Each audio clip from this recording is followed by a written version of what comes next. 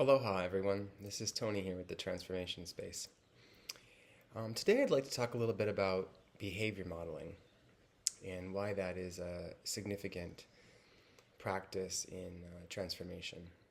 And so, behavior modeling is a set of observed actions that teaches us something.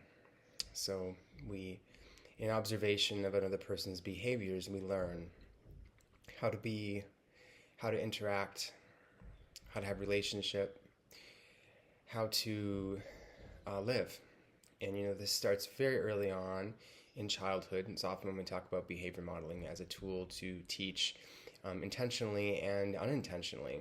And that is part of the reason why I want to talk about this today, because as we are children, we've probably heard this saying, "Do as I say, not as I do."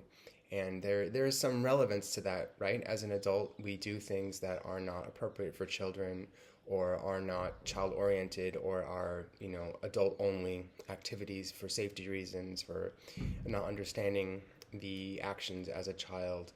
But the problem is when we say those things and we act in front of our children, they learn, regardless of what we tell them to do. And so, kids are smart. They're very, very smart. And whether they're doing what you're doing or not as a child, they're learning how to be in adulthood. And as we grow and we go from childhood to adulthood, we're not necessarily conscious at the forefront of the things we've learned how to do and be as children in adulthood. And this is where this disconnect comes in, because now we get to do what we want as adults, and what we want to do are the things that have been built into our subconscious.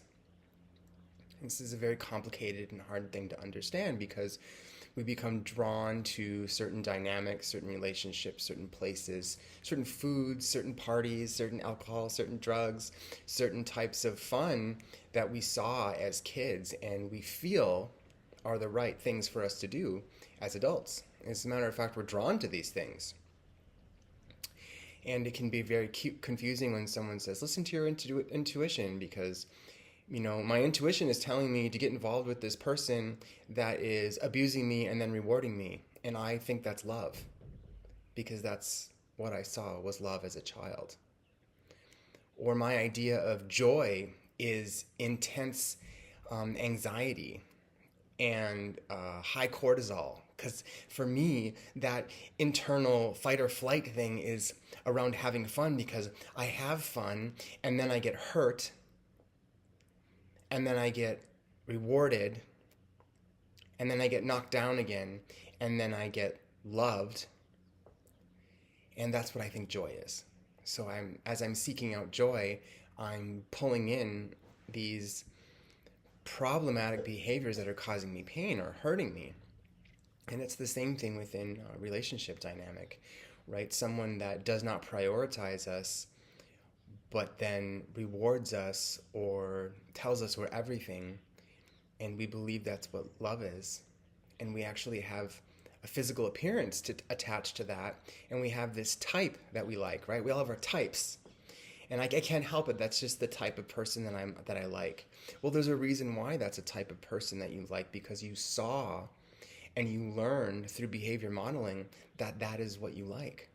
So to unwind this and to change this is very difficult. It feels as though we're going against what we are and who we are and what we believe. And in some aspects, we are.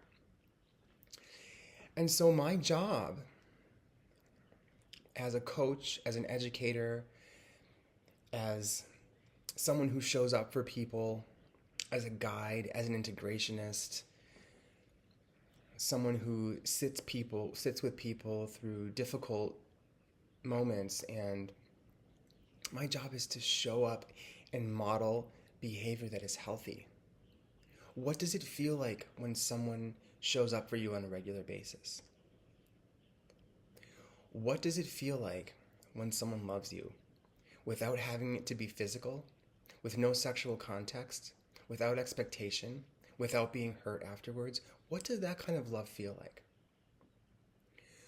What does joy feel like? true laughter and happiness with someone that doesn't come with anything that is required in return. What do those feelings feel like? Many times when I work with clients, I ask them, can you remember a time in your life when you felt joy? I say, yes, I remember this moment. And the conversation around that moment turns into fear afterwards. And that's their concept of joy, that they were so excited and then they were hurt. And so modeling behavior that displays boundaries, self-care, accountability, authenticity, safety, non-judgment is imperative so that people have reference points. And sometimes we need to learn what that feels like in our body as an adult so we can have a reference point when we're out in the world of people to look for.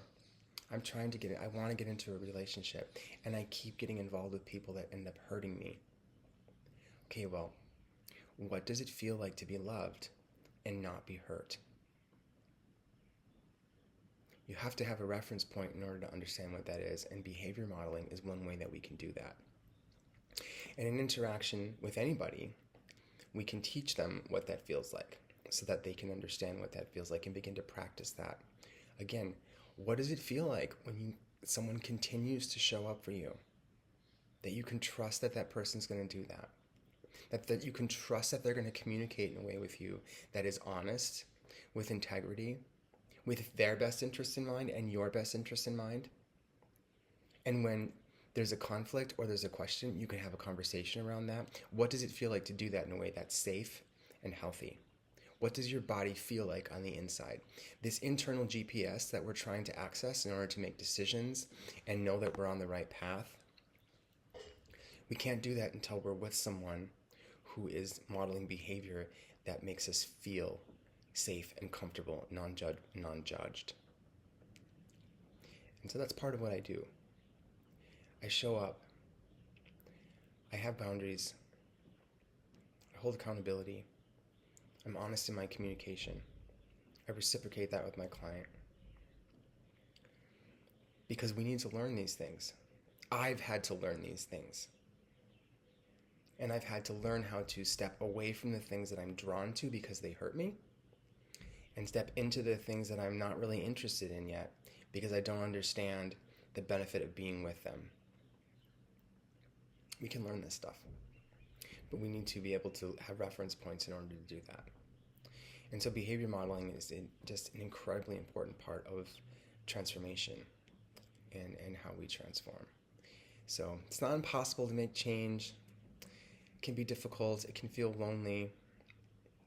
But when there's one person that continues to show up in your life and continues to express love and gratitude and care and boundaries and accountability and authenticity, we can learn what it feels like to be in the presence of those people and then seek them out for ourselves.